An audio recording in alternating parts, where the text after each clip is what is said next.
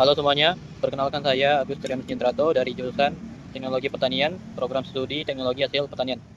Baik, di sini saya akan menjawab tugas PKN, yang mana pertanyaan pertamanya yaitu analisislah faktor-faktor historis, sosial, teknologis yang berkontribusi terhadap melemahnya identitas kebangsaan di kalangan generasi muda Indonesia.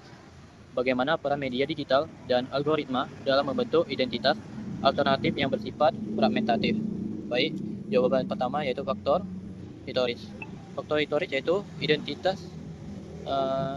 kebangsaan yang dibangun sejak awal secara top-down dengan mendominasi budaya mayoritas yang mengakibatkan sekelompok merasa terpinggirkan seperti Papua dan Maluku. Baik, faktor sosialnya yaitu lemahnya pemerataan pendidikan yang membuat generasi muda lebih terikat pada kelompok yang kecil seperti budaya, agama, ras, suku, dan budaya. Selanjutnya yaitu faktor teknologis. Faktor teknologisnya yaitu globalisasi digital yang mempercepat masuknya budaya asing, sehingga anak muda sekarang lebih mencontoh budaya dari luar negeri, tidak mencontoh dari budayanya sendiri.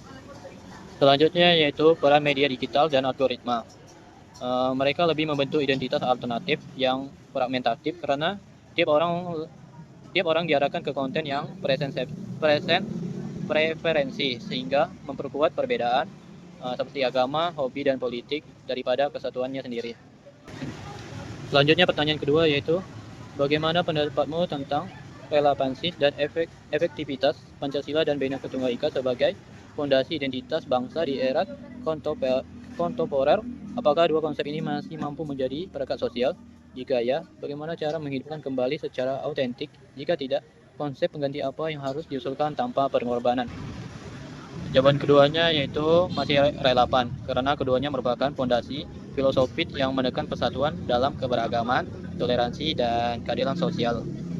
Masalahnya, nilai ini sering hanya jadi jargon, belum terinternalisasi dalam praktik nyata.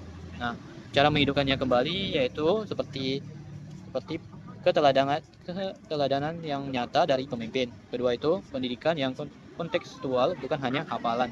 Yang ketiga, kampanye kreatif di media digital yang relevan dengan generasi muda. Jika tidak relevan, maka bukan hanya berarti diganti, melainkan perlu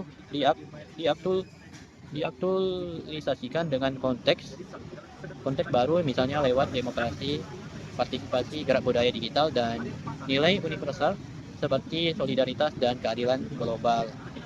Kritiklah kebijakan pemerintah terkait pembangunan identitas nasional, misalnya kurikulum pendidikan, kampanye nasional, kebijakan budaya. Apakah pendekatan yang digunakan bersifat inklusif atau justru sentralistik dan hegemonik? Berikan contoh yang konkret. Baik, jawabannya yaitu kurikulum pendidikan. Kurikulum pendidikan contohnya terlalu menekan hafalan Pancasila tanpa pembahasan kritik, sehingga anak muda kurang memahami makna substansialnya. Kampanye nasionalnya sering seremonial dan top-down, misalnya slogan persatuan, tapi minim ruang partisipasi publik.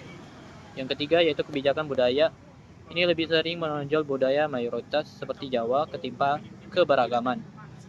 Apakah inklusif? Sebenarnya lebih cenderung sentralistik, hegemonik, karena masih ada diskriminasi terhadap bahasa atau identitas lokal. Contoh konkretnya kurikulum sejarah yang sering mengabaikan kontribusi etnis minoritas atau daerah luar Jawa. Pertanyaan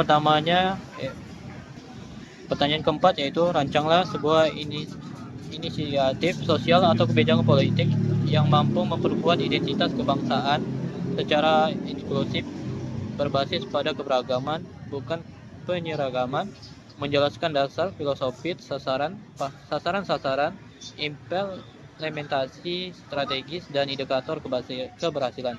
Baik, jawabannya yaitu secara filosofis, identitas nasional dibangun lewat kesetaraan dan penghargaan pada keberagaman. Sasarannya yaitu generasi muda atau pelajar, mahasiswa, komunitas kreatif, masyarakat digital. Strategisnya yaitu membuat platform digital interaktif tentang keberagaman budaya di Indonesia. Yang keduanya yaitu mengintegrasi kurikulum yang mengajarkan multikulturalisme berbasis praktis, misalnya proyek lintas budaya, pertukaran pelajar antar daerah. Ketiga yaitu festival budaya lintas daerah yang berbasis kolaborasi bukan hanya kompetisinya.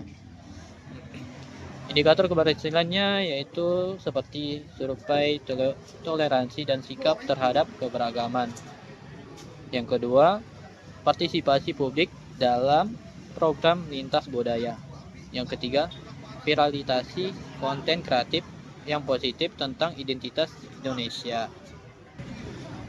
Selanjutnya pertanyaan kelima yaitu apakah identitas bangsa Indonesia sebenarnya pernah benar-benar ada sebagai realitas sosial atau hanya merupakan komunitas imajinasi yang kini mulai rata. Dalam konteks ini, apakah keberagaman harus dipandang sebagai ancaman terhadap identitas nasional atau justru sebagai sumber kekuatan identitas itu sendiri? Jawabannya yaitu seperti secara teori, bangsa adalah komunitas yang terbayangkan karena tidak semua anggota saling kenal, tapi merasa terhubung secara simbol, sejarah, dan bahasa bersama. Realitas sosialnya, identitas Indonesia memang nyata, tapi rapuh karena lebih banyak disatukan oleh struktur politik daripada interaksi sosial yang setara. Dalam konteks ini, keberagaman seharusnya dipandang sebagai sumber kekuatan, bukan hanya ancaman. Justru pluralitasnya yang membuat bangsa ini unik dan adaptasi. Ancaman muncul bukan dari perbedaan, melainkan dari ketidakadilan dan diskriminasi yang membuat perbedaan jadi sumber konflik. Oke, sekian dari jawaban saya ucapkan terima kasih.